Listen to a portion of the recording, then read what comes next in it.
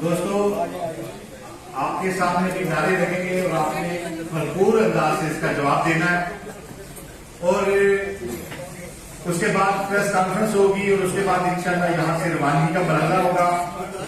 मैं कलम के तमाम मुजाहिदों को से मुल्तमिस हूँ कि नारों का भरपूर जवाब दें। हम क्या चाहते हैं?